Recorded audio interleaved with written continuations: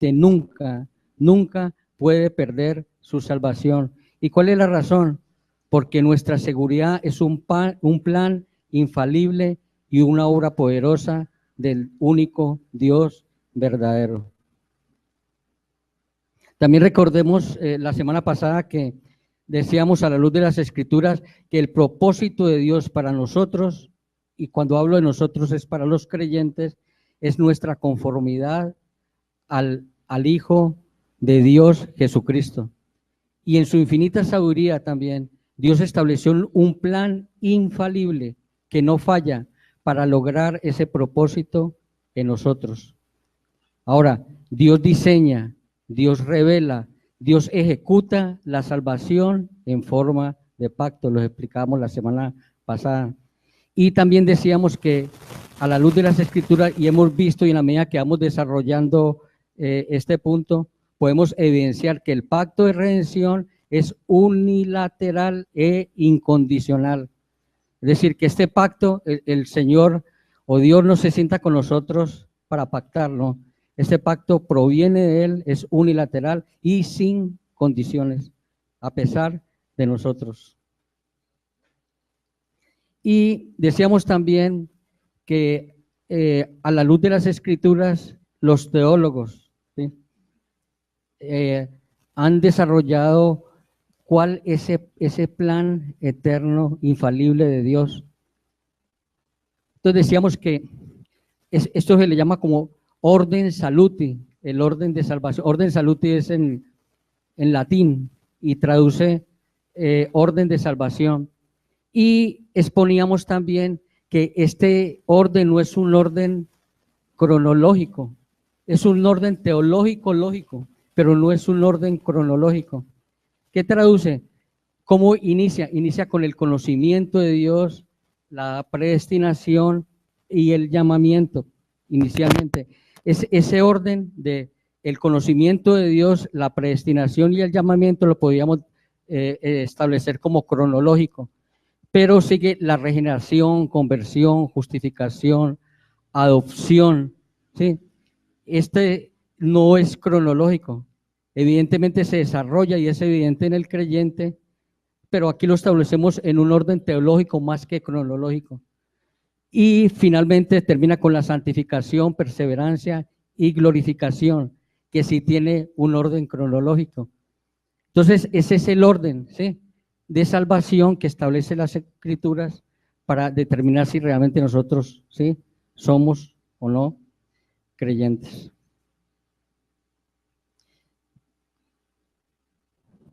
Entonces, ¿qué hemos visto dentro de este plan de salvación? Que primero inicia con el conocimiento de Dios, luego con la predestinación y el llamamiento. Hay algo que yo sí quiero notar, que cada una de estas enseñanzas, cada una de estas doctrinas, indudablemente tiene una profundidad y un sustento bíblico enorme en las Escrituras.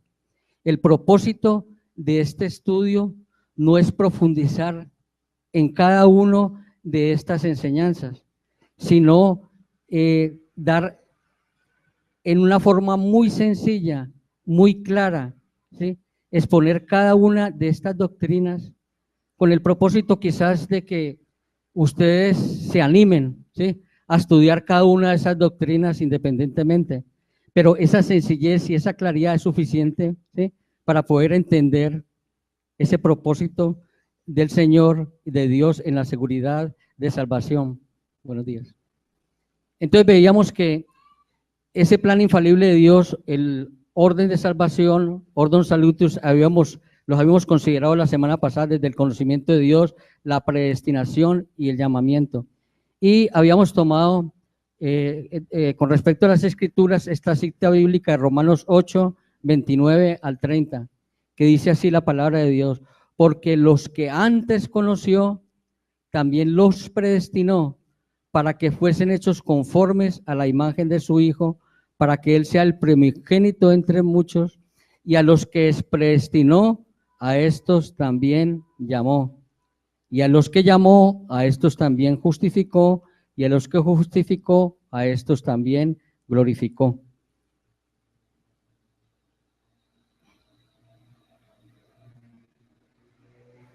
Entonces, desarrollamos los dos primeros puntos la semana pasada. Hoy iniciamos Romanos 8, el que acabamos de leer, 30, la primera parte. A los que predestinó, a estos también llamó. Entonces, hemos visto que desde antes de la fundación del mundo, ¿sí? Desde antes de la fundación del mundo, Dios decidió amar a un pueblo. Eso quiere decir los que antes conoció. Dios determinó amar a un pueblo. En el presente, Dios amó a un pueblo y nos escogió para salvación. Nos predestinó para que seamos conformados a la imagen de nuestro Señor Jesucristo. Y además de habernos predestinado, Él dice que nos llama. ¿Cómo es ese llamamiento? Entonces, aunque Dios hizo todo esto antes de la fundación del mundo, en el presente Él llama al hombre personalmente para que participe de este plan de salvación. Y que es lo que hemos nuevamente aquí, hemos insistido también en las exposiciones anteriores. Nuevamente vemos que en este punto principalmente es una iniciativa de Dios. Este plan de salvación es iniciativa de Dios. No es algo que el hombre participa absolutamente nada, el hombre simplemente es beneficiario de un plan eterno, de un pacto de redención. Entonces, los que Él ha determinado salvar, les extiende en consecuencia un llamado. Y podemos considerar a la luz de las Escrituras que hay dos llamados, un llamado externo y un llamado interno.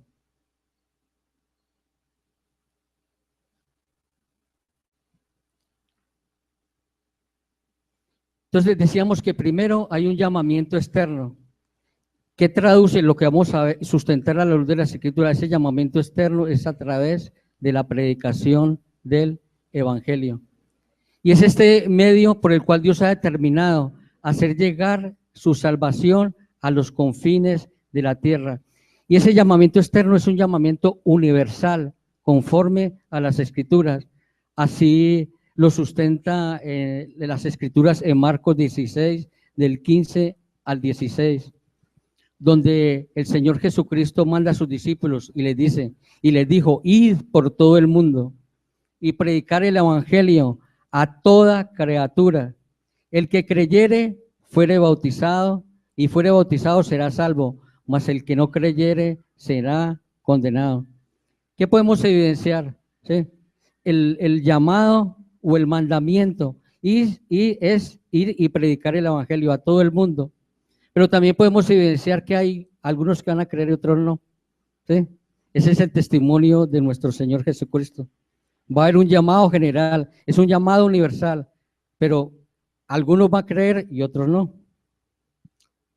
Y Mateo 24, 14, el Señor, el mismo Señor Jesucristo anuncia o profetiza, podemos decir, dice, y será predicado este evangelio del reino en todo el mundo, para testimonio a todas las naciones, entonces vendrá el fin. Esa es una de las señales de la segunda venida de nuestro amado Señor. ¿Sí? El evangelio va a ser predicado en todo el mundo. Y podemos, a la luz de las Escrituras, en Romanos 10, 17, que dice, así que la fe es por el oír y el oír por la palabra de Dios. Y en el contexto, cuando estudiamos Romanos, la palabra de Dios se refiere al mensaje del Evangelio. Y esto es muy importante, mis amados hermanos, poder entender y comprender que no hay otro mensaje. Y que no solo es un mensaje, ese mensaje es una persona, la persona de Jesús. Y no hay otra persona por el cual el hombre se pueda reconciliar con Dios, sino a través del Evangelio. ¿Sí? Del Evangelio. No hay sino un solo Evangelio, ¿verdad? ¿Sí? El Evangelio de nuestro Señor Jesucristo. Entonces, este llamado universal, podemos decir que el Evangelio es predicado como una oferta completamente genuina de parte de Dios y nos utiliza como instrumentos para hacerlo. ¿Sí? Es una oferta completamente genuina, gratuita y accesible. Es un llamado a creer, es un llamado a seguirle, es un llamado a obedecerle. Pero ya hemos visto, no todos los que lo oyen se van a conformar a estas condiciones. Y así mismo Jesús lo manifestó. Mateo 22:14 dice, porque muchos serán los llamados, pero pocos los escogidos. El evangelio va a ser predicado a todo el mundo, es un llamado universal. Muchos van a ser llamados. ¿Cómo van a ser llamados? A través del evangelio. ¿Sí? Pero dice el Señor, más pocos son los escogidos, pocos son los que van a creer. Romanos 10:16 dice, mas no todos obedecieron al evangelio. Pues Isaías dice, Señor, ¿quién ha creído a nuestro anuncio? Es decir, desde el mismo Antiguo Testamento, ¿sí?, ya había certificado la palabra de Dios que todos lo iban a creer en este anuncio. Y nuevamente aquí en Romanos Pablo nos recuerda, ¿sí?, que esto va a ser una realidad. No todos van a creer en ese anuncio. Romanos 9:16 dice la palabra, así que no depende del que quiere ni el que corre, sino de Dios que tiene misericordia. ¿Qué quiere decir esto, mis amados hermanos? Muchos son llamados, pocos los escogidos. Aquellos que van a creer, ¿sí?, ellos no van a creer porque les impulsa a creer, porque no tienen fe, están muertos en sus delitos y pecados. Ayer veíamos el inicio de un estudio acerca del evangelio, en que el mensaje del evangelio es un mensaje increíble, increíble. ¿Qué quiere decir increíble? Que no se puede creer, se puede entender, pero no se puede creer, a no ser de que obre un milagro de Dios en el corazón del hombre y lo transforme, un corazón duro en un corazón de carne. Es un mensaje increíble, que no, es decir, se puede entender, pero no se puede creer a no ser que Dios obre un milagro en el corazón del hombre. Y yo estoy bien ahí. Así que no depende del que quiere ni el que corre, sino de Dios quien tiene misericordia. Esa es la razón por la cual no todos obedecen al evangelio. Esa es la razón por la cual muchos son llamados y pocos son los escogidos. El segundo es el llamamiento interno. Es lo que en las doctrinas de la gracia le llamamos el llamamiento eficaz o gracia irresistible. Cuando Dios transforma nuestro corazón, un corazón de piedra en un corazón de carne, lo hace sensible a su voz y a su palabra, y el hombre no se puede resistir. Voluntariamente se somete a la voluntad de Dios, ¿sí? Es increíble la forma de obrar de Dios en el creyente, ¿verdad? Romanos 30, entonces volvemos a recordar, a los que predestinó. Y recuerdo que Él nos predestinó desde antes de la fundación del mundo, decidió amarnos desde antes. ¿Para qué? Para conformarnos a la imagen de nuestro Señor Jesucristo. A los que predestinó, a estos también llamó. Ahora, este llamamiento del evangelio no debe concebirse como algo separado de la obra de Dios tendiente a salvar a sus escogidos, sino que este llamamiento, lo que hemos de entender, este llamamiento, ¿sí?, este llamamiento interno es el método o el medio que Dios ha establecido para la salvación de sus escogidos. ¿Qué quiere decir esto? Miren, es el único mensaje, es la única persona que Dios ha establecido para que el hombre se pueda reconciliar con Dios. No hay otra oportunidad de que el hombre se pueda reconciliar con Dios sino a través del evangelio. ¿Y cuál es la razón? Cuando uno estudia las escrituras, la razón porque al Señor le plació. Simple y llanamente, porque al Señor le plació que esa sea la manera de que el hombre caído, del hombre que está en enemistad con Dios, que está muerto en sus delitos y pecados, se pueda reconciliar con Él. No hay otra manera, no hay otra forma.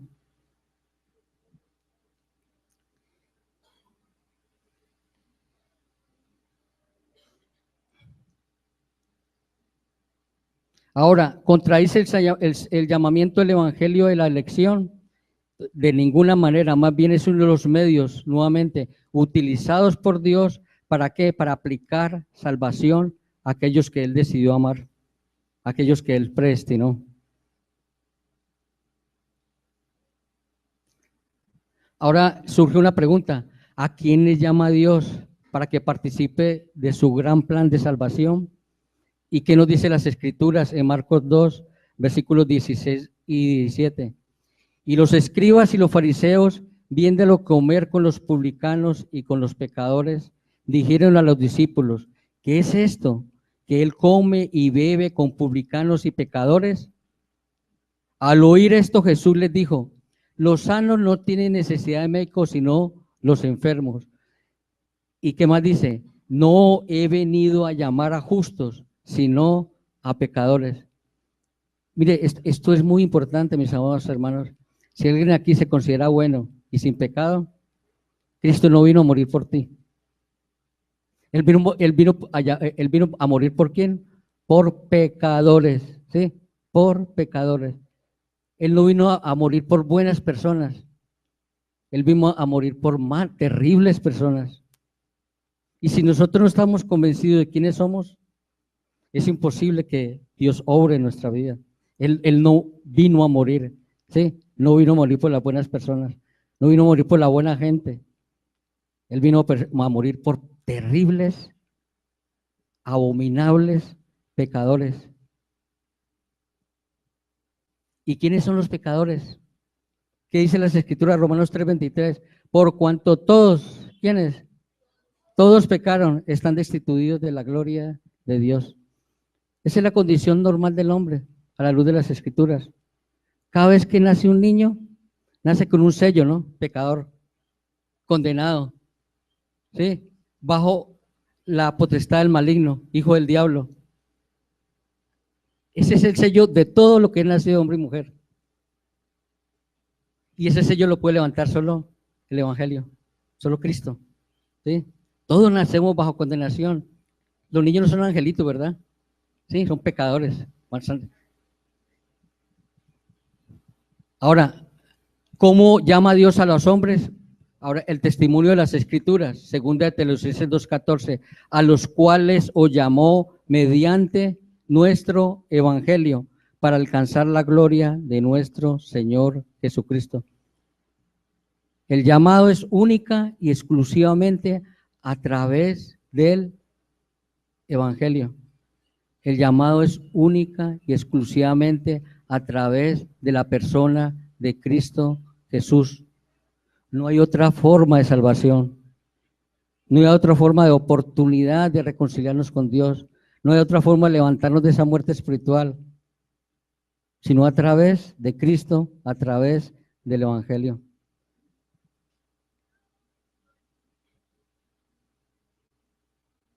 Ahora recordemos, no vamos a hacer una exposición del evangelio, pero sí al menos recordar qué dice las Escrituras acerca del evangelio. En 2 Corintios 15, del 1 al 4, ahí podemos encontrar una definición precisa y clara, ¿sí?, con respecto al evangelio. Les dice la palabra: además os declaro, hermanos, el evangelio que os he predicado.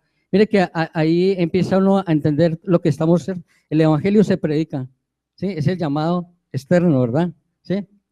En el cual también recibisteis.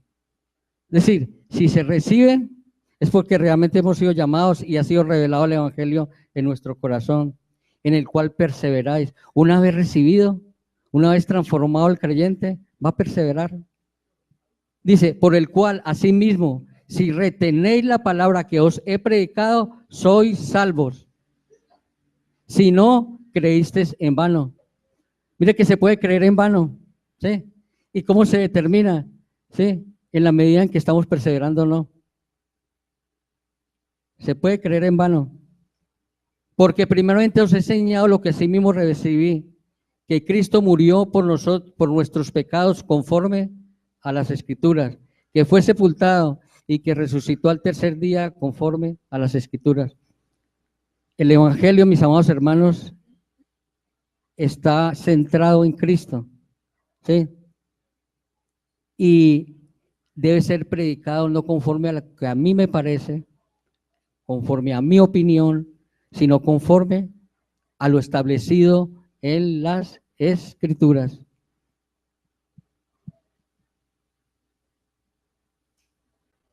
¿Cómo debe responder el hombre al llamado de Dios a través del Evangelio? La misma palabra nos dice Marcos 1, 14 y 15.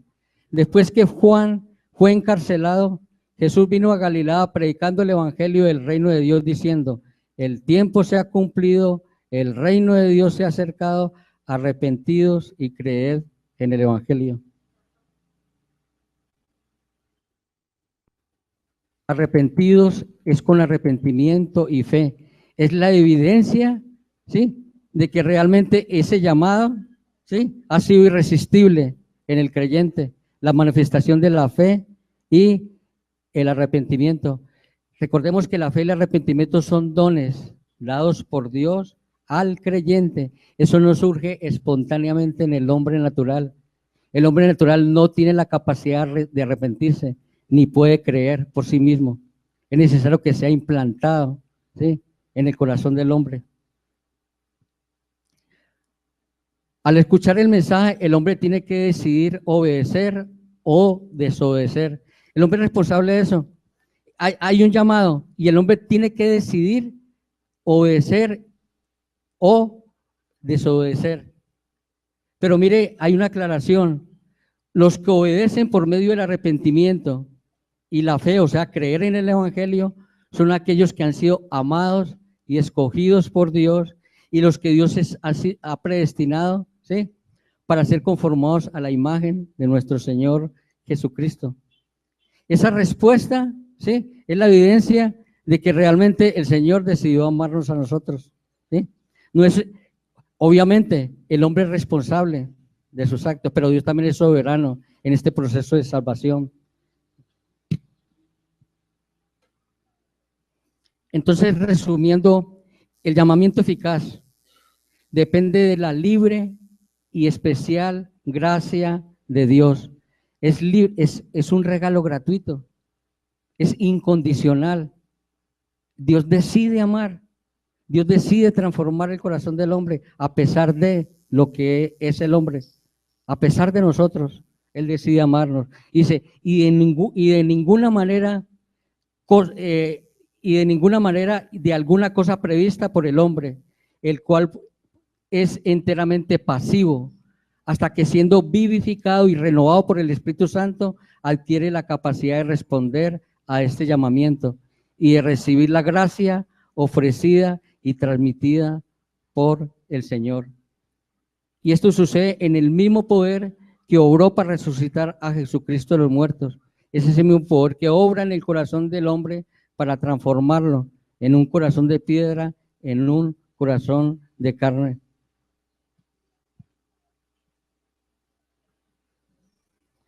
Siguiendo este orden de salvación que inicia con el conocimiento de Dios, con la predestinación, el llamamiento, entonces vamos a exponer acerca de la regeneración. Nuevamente quiero aclarar que cada una de estas enseñanzas, cada una de estas doctrinas, aquí estamos exponiendo verdades que nos permiten clarificar. Las escrituras son contundentes y amplias, ¿sí?, en cada una de estas doctrinas, para que nosotros podamos profundizar, ¿sí?, en ellas.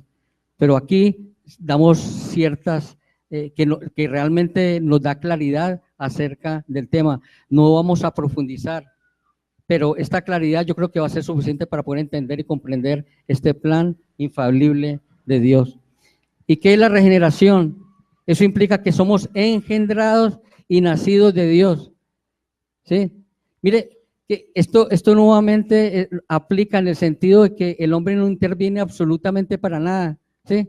Somos engendrados. Usted entiende que es engendrado y nacidos de Dios, no nacidos por nosotros mismos, por nuestra propia voluntad, engendrados por Dios y nacidos por Dios. Eso traduce la regeneración.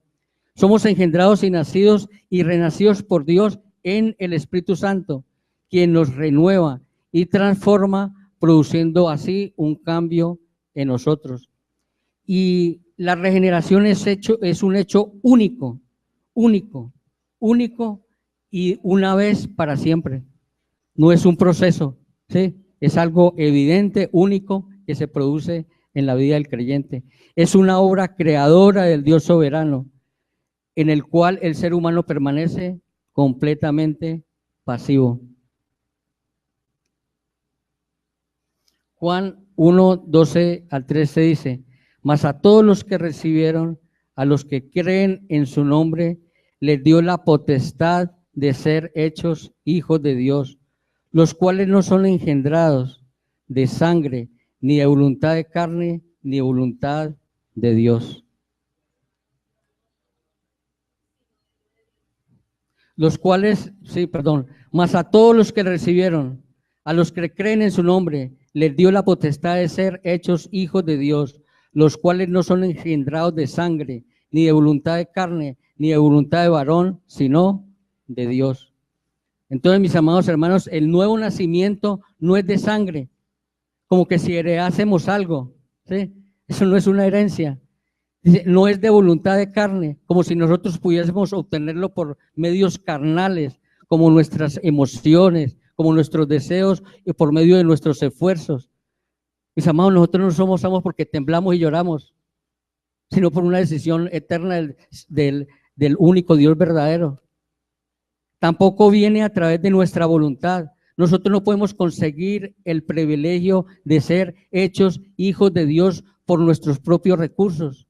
Es una incapacidad total del hombre para hacerlo. Dios lo hace todo. La única manera es por la soberana y misericordiosa obra de Dios. O sea, es por gracia.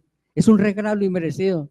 Recuerda a los fariseos: Señor, ¿qué tengo que hacer para ser salvo? Sí, el Señor ya lo hizo todo.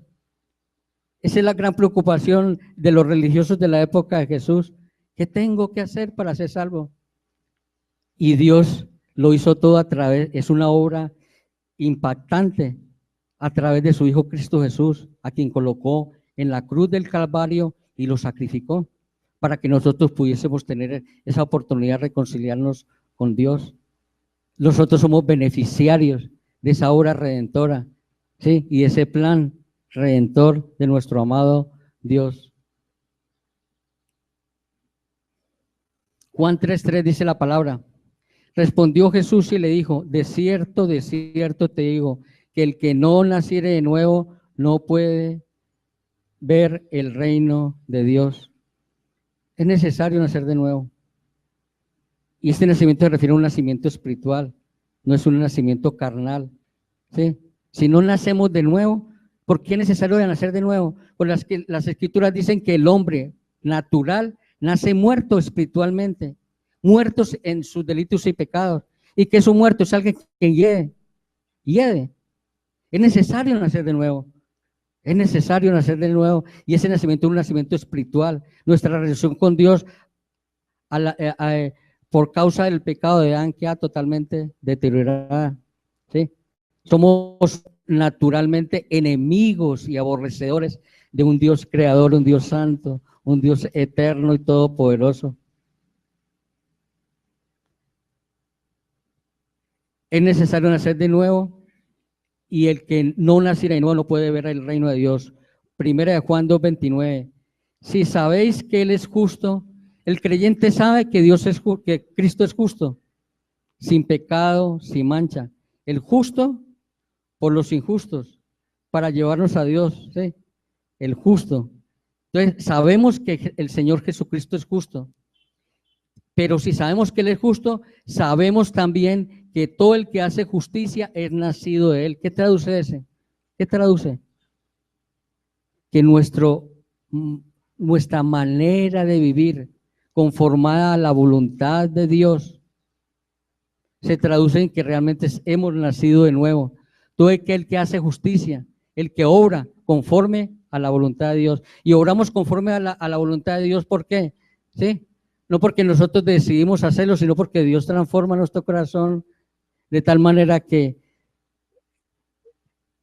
voluntariamente, como en el caso de Pablo. Pablo, ¿por qué me persigues? Y Pablo dice: Señor, ¿qué quieres que yo haga? Esa es la disposición del creyente. Es un sometimiento total a la voluntad de Dios. Y ese es el reflejo para poder evaluarnos si realmente hemos nacido o no de nuevo. El nacimiento de un niño es un evento maravilloso, todos lo sabemos. Lo llamamos un milagro, el nacimiento carnal, ¿verdad?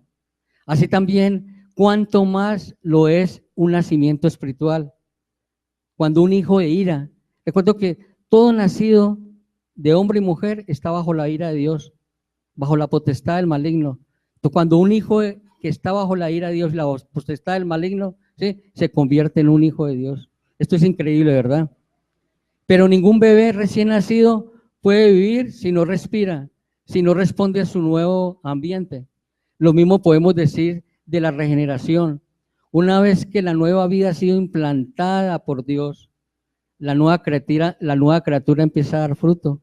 Hay un cambio que se refleja en la vida del creyente.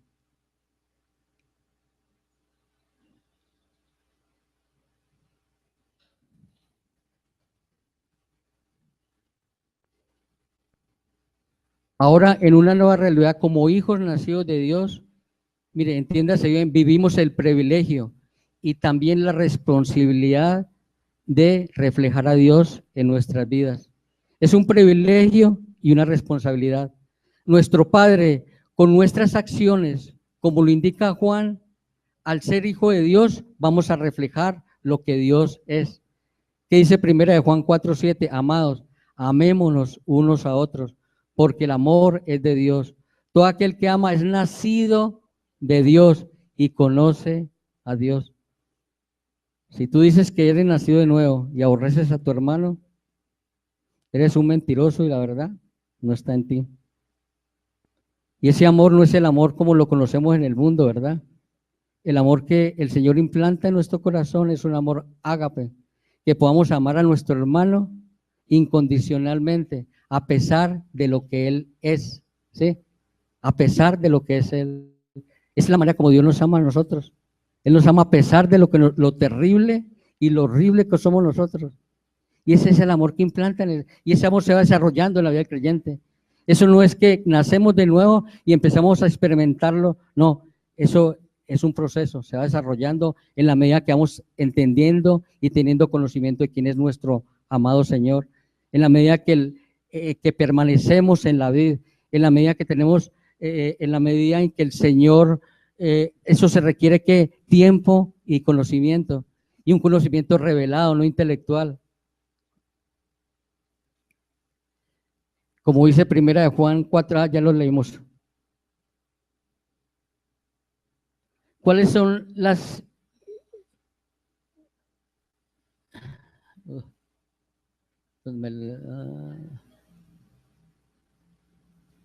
¿cuáles son las implicaciones de una nueva vida?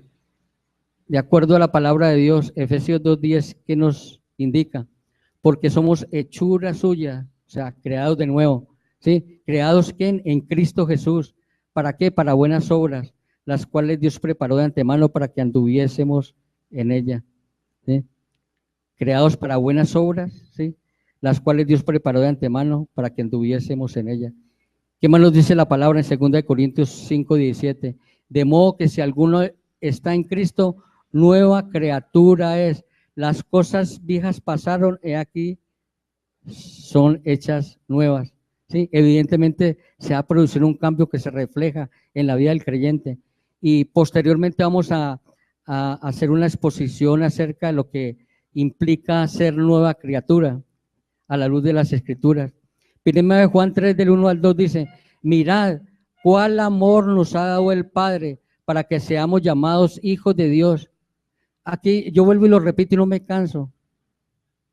Cómo Dios muestra su amor para con nosotros.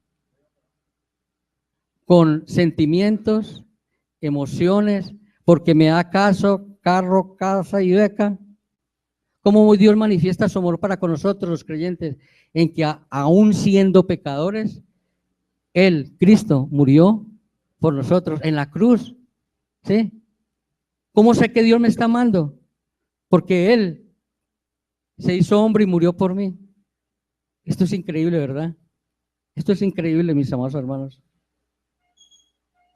Esa es la manera que Dios muestra su amor para conmigo. En la cruz. En la cruz. Mira cuál amor nos ha dado el Padre. Y esa es la manera en que podemos ser llamados hijos de Dios. Por esto el mundo no nos conoce porque no le conoció a él. Amados, dice, ahora somos hijos de Dios y aún no se ha manifestado lo que hemos de ser, pero sabemos que cuando Él se manifieste, seremos semejantes a Él porque le veremos tal como Él es. Recuerda que fuimos predestinados con un propósito para ser conformados a la imagen de nuestro Señor Jesucristo. Cuando seamos glorificados y estemos en la presencia de nuestro amado Dios, ese propósito se cumple a plenitud, vamos a ser como Él es. Esa meta se cumple, mis amados hermanos. Mientras estemos en este caminar, el Señor nos va tratando, nos va formando, ¿sí? Y nos va conformando, pero algún día vamos a ser como Él. Increíble, ¿verdad?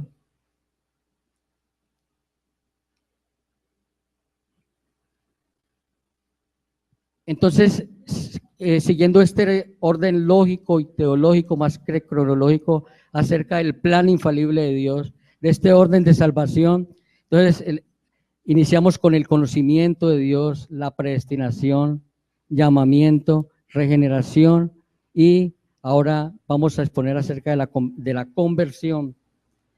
En Hechos 3:19 dice así la palabra de Dios: por tanto, arrepentidos y convertidos, para que sean borrados nuestros pecados, de modo que de la presencia del Señor vengan tiempos de refrigerio. La regeneración decíamos que sea una vez y para siempre, pero la conversión es ¿qué? Es un proceso, ¿verdad? Es un proceso en donde el Señor implanta fe y arrepentimiento en un corazón donde no lo había. Eso es un regalo de Dios para el creyente. Y sabemos que la fe se va desarrollando. Los apóstoles decían, Señor, aumentanos la fe. Y el mismo Señor Jesucristo dice, si tenéis fe es como un grano de mostaza, ¿verdad? ¿Qué quiere decir esto? Que en fe vamos creciendo. La fe de alguien que nace de nuevo hoy no es la misma fe de un creyente que lleva 20 años, de un creyente estoy hablando, en la vida cristiana, ¿verdad? ¿Por qué? Porque la fe va aumentando en la medida que tenemos más conocimiento del Señor, de quién es Él, su carácter, sus atributos, sus mandamientos, sus propósitos. Podemos confiar en la medida que todo esto se va reflejando y va siendo revelado en nuestro corazón, más vamos a tener confianza. Y el arrepentimiento es algo que va a ser continuo en la vida del creyente. Es un privilegio que el Señor otorga, tanto el arrepentimiento como la fe, ¿verdad? ¿Sí?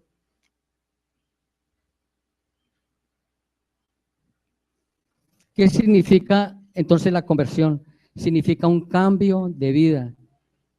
Entonces decíamos, expresados ¿por qué? Por la fe y el arrepentimiento.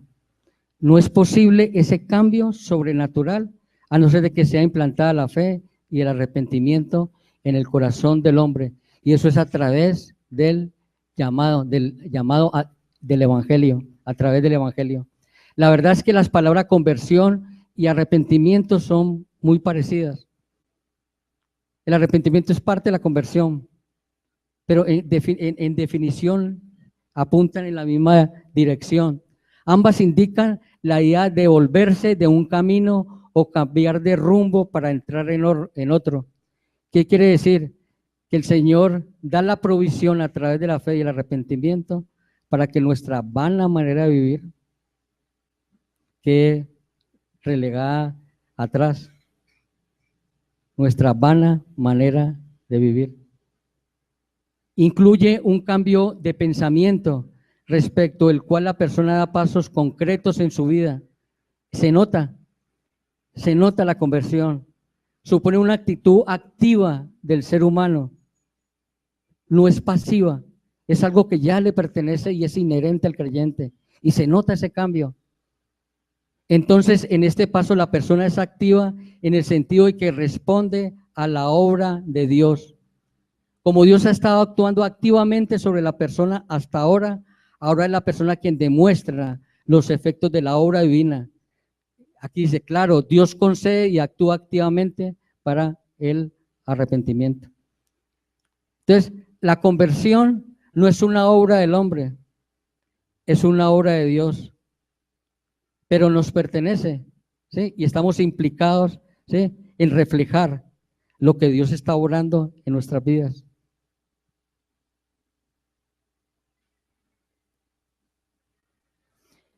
En Hechos 11:18 dice así la palabra: entonces, oídas estas cosas, callaron y glorificaron a Dios, diciendo, de manera que también a los gentiles le ha dado Dios arrepentimiento para vida.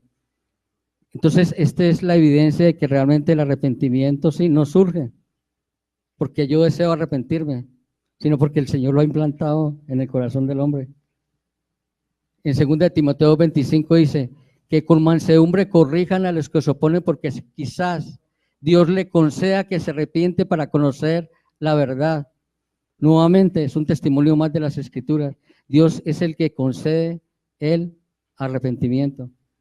En Juan 1, 12, 13 dice, mas a todos los que recibieron, los que creen en su nombre, le dio el poder. ¿Quién le dio el poder? Dios. ¿Sí? Nosotros no decidimos nacer, ¿cierto? Nosotros no decidimos ser hijos de Dios. Le dio la potestad de ser hechos hijos de Dios, los cuales no son engendrados de sangre, ni de voluntad de carne, ni de voluntad de varón, sino de Dios.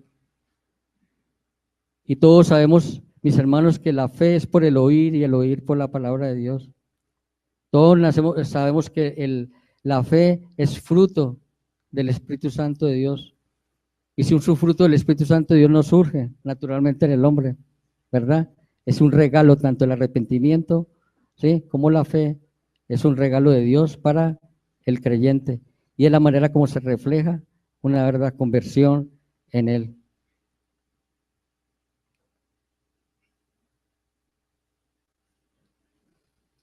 Como vimos en la parte del llamamiento externo, el Evangelio es el medio y es el único medio a través del cual Dios hace llegar salvación a su pueblo. Es el único medio por el cual Dios reconcilia al hombre con él. Es el único medio a través del cual Dios nos resucita de ser muertos espiritualmente para darnos vida eterna. La predicación del Evangelio, acompañada de la obra y el poder del Espíritu Santo, trae salvación, trae conversión. ¿Qué dice 1 Tesalonicenses 1, del 8 al 9? Porque partiendo de vosotros haya sido divulgada la palabra del Señor, no solo en Macedonia y Acaya, sino también en todo lugar vuestra fe en Dios se ha extendido. De modo que todos nosotros no tenemos necesidad de hablar nada, porque ellos mismos cuentan de nosotros la manera en que nos recibisteis y cómo os convertisteis de los ídolos a Dios para servir al Dios vivo y verdadero. Esa es la conversión, mis amados hermanos, una fe implantada por el Señor y a través de esa fe como medio para ser llamados hijos de Dios. Y esa conversión también del arrepentimiento, donde el corazón es una máquina de ídolos. ¿Por qué pecamos? ¿Cuál es la razón por la cual pecamos? Porque hay ídolos en nuestro corazón. Detrás de cada pecado, ¿sí?, hay un ídolo. Y el corazón del hombre es una máquina de producir ídolos. ¿Y qué es lo que hace el Señor? A través del arrepentimiento, ir tumbando todos esos ídolos en nuestra vida, ¿verdad? ¿Sí?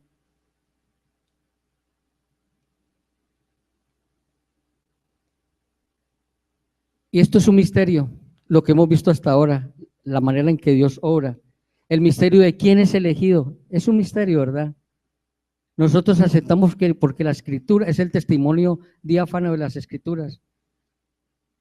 Ese misterio de quién es elegido, de quién ha sido ordenado para vida eterna, de a quién se le ha concedido fe y arrepentimiento, no es un factor que nos debía preocupar a nosotros como creyentes. Dios es el que obra, ¿sí? Es un misterio y Dios nos capacita para creer en que es una verdad. Lo que sí nos toca a nosotros como creyentes es la tarea ¿de qué? De predicar el Evangelio. ¿De predicarlo cómo? Conforme a las Escrituras. Lo demás le corresponde a Dios y podemos estar y descansar y estar seguros de que Él va a llevar a cabo su propósito. Nosotros somos instrumentos de Dios para predicar el Evangelio, entendiendo y comprendiendo que el mensaje del Evangelio y la persona de Cristo es la única manera de reconciliar al hombre con Dios. Simplemente somos instrumentos, pero ¿quién hace la obra? Dios. Nosotros no podemos transformar corazones, no tenemos ese poder, pero es un privilegio ser portador de ese mensaje, ser instrumento de Dios a pesar de nosotros. Eso es increíble. Yo no lo he podido entender. A pesar de mí, el Señor me ha permitido ser instrumento para predicar el Evangelio de nuestro Señor Jesucristo. Señor, pero yo no soy digno, pero a pesar de mi indignidad, Él ha permitido que pueda ser instrumento para transformar corazones a través de este mensaje del Evangelio. Cuando nosotros predicamos, los resultados se los dejamos. Y esto es muy importante. Mire, no es a través de nuestra elocuencia, de nuestra verborrea, de nuestra capacidad para convencer. Presentemos sencillamente el Evangelio conforme a las Escrituras y descansamos en que Dios hace la obra, entendiendo y comprendiendo que muchos son los llamados, pero pocos los escogidos. Y esto no va a traer frustración a nuestras vidas, no va a traer frustración. Si vemos gente convirtiéndose, es porque Dios está haciendo lo que a Él le corresponde. ¿Qué nos corresponde a nosotros? Predicar. Y a Dios le corresponde transformar, cuando Él le place, por su buena voluntad.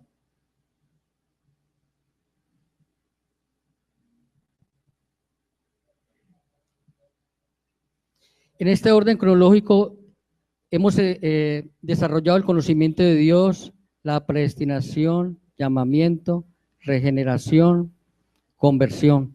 Y a partir de la próxima semana vamos a exponer acerca de la justificación, santificación y glorificación y permanencia, ¿no? Entonces, mis amados hermanos, hasta hoy aquí llegamos en la exposición y espero que el Señor les haya edificado. Si hay alguna pregunta, alguna observación, alguna inquietud, con mucho gusto.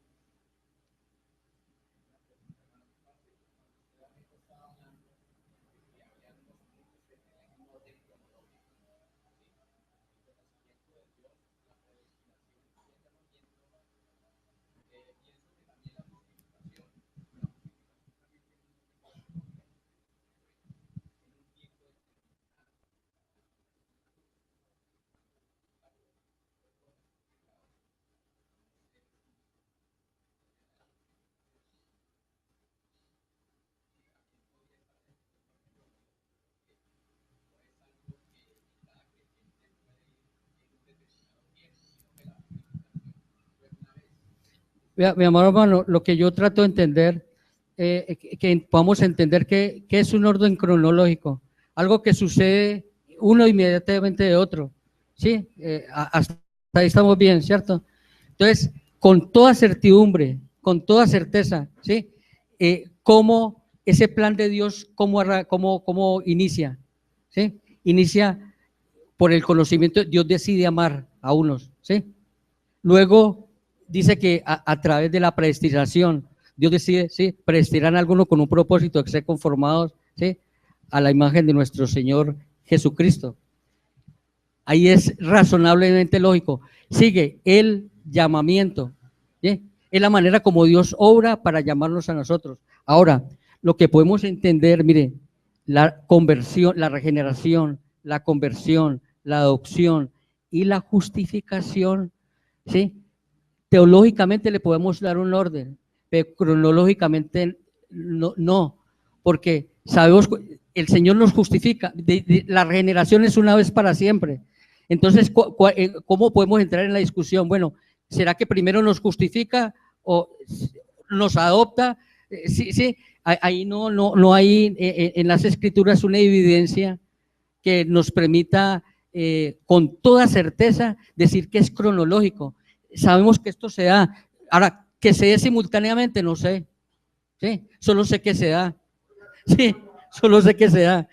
pero no lo podemos determinar que es algo, colocarlo rígidamente como cronológico, una tras otra. Sí, nosotros, el Señor decide amarnos, nos predestina y nos llama a través del Evangelio. ¿Qué sucede ahí en adelante? Claro, nos regenera, nos convierte, nos adopta, nos justifica. ¿Sí? Estos puntos, encuadrarlos. Entonces, aquí hay un orden lógico, teológico, pero no cronológico. Sí, me hago entender, mi hermano. Entonces, sí.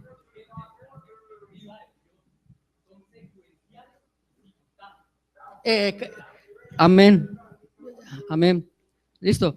Sí, lo que sí es que nosotros no podemos determinar cuál es la secuencia.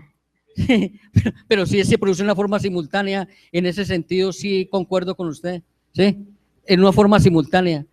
Y si simultánea, entonces yo pienso que ahí ya no podríamos hablar como cronológico, ¿verdad? Sí, sí, yo creo que ese es el punto, una forma simultánea. Gracias, mi hermano. Queda aclarada. ¿Alguna otra pregunta? Bueno, mis hermanos, vamos a orar. Señor, delante de ti estamos dándote gracias por la oportunidad que nos has dispensado, Señor, de exponer tu preciosa y santa palabra. Convéncenos, Señor, de tu verdad. Ayúdanos, Señor, en tu propósito y permite, Señor, inclinar permanentemente nuestro corazón a ti. Gracias por ese tiempo de refrigerio. En Cristo Jesús, Señor, te hemos orado. Amén y amén. Pon en mí la misma mente, tu buen Cristo.